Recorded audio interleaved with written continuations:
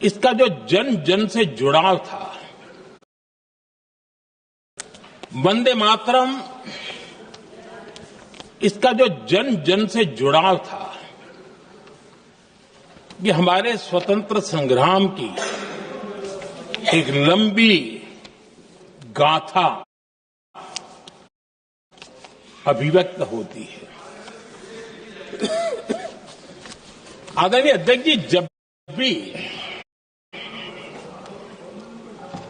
जैसे किसी नदी की चर्चा होती है, चाहे सिंधु हो, सरस्वती हो, कावेरी हो, गोदावरी हो, गंगा हो, यमुना हो, उस नदी के साथ एक सांस्कृतिक धारा प्रवाह, एक विकास यात्रा का धारा प्रवाह, एक जन जीवन की यात्रा का प्रवाह उसके साथ जुड़ जाता है। लेकिन क्या कभी किसी ने सोचा है कि आजादी जंग के हर पड़ाव, वो पूरी यात्रा वंदे मातरम की भावनाओं से गुजरता था, उसके तट पर पल्लवित होता था। ऐसा भाव काव्य शायद दुनिया में कहीं उपलब्ध नहीं होगा। आदरणीय अध्यक्ष जी,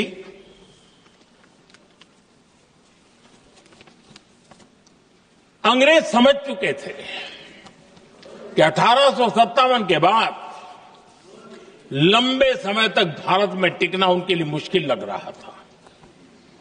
और जिस प्रकार से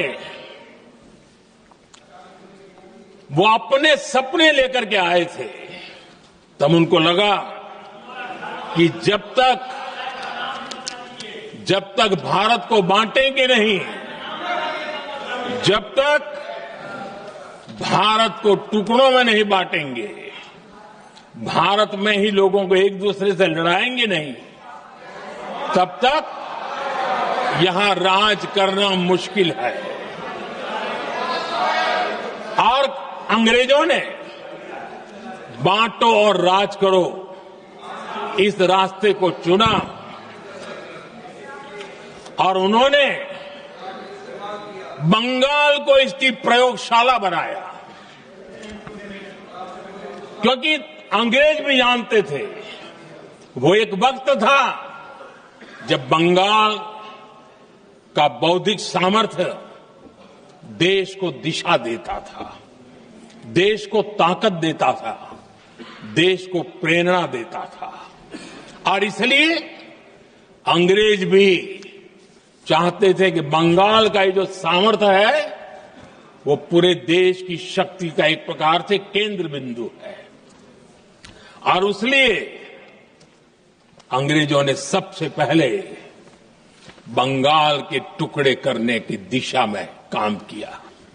और अंग्रेजों का मानना था कि एक बार बंगाल टूट गया तो ये देश भी टूट जाएगा और वो यावत चंद्र दिवाकरो राज करते रहेंगे, ये इनकी सोच थी।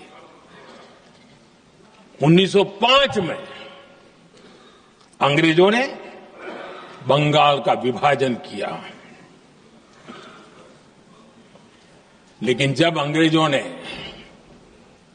1905 में ये पाप किया तो वंदे मातरम चट्टान की तरह खड़ा रहा। बंगाल की एकता के लिए वंदे मातरम गली गली का नाद बन गया था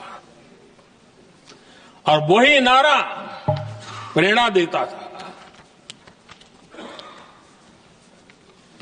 अंग्रेजों ने बंगाल विभाजन के साथ ही भारत को कमजोर करने के बीच और अधिक बोने की दिशा पकड़ ली थी। लेकिन वंदे मातरम एक स्वर एक सूत्र के रूप में अंग्रेजों के लिए चुनौती बनता गया और देश के लिए चट्टान बनता गया।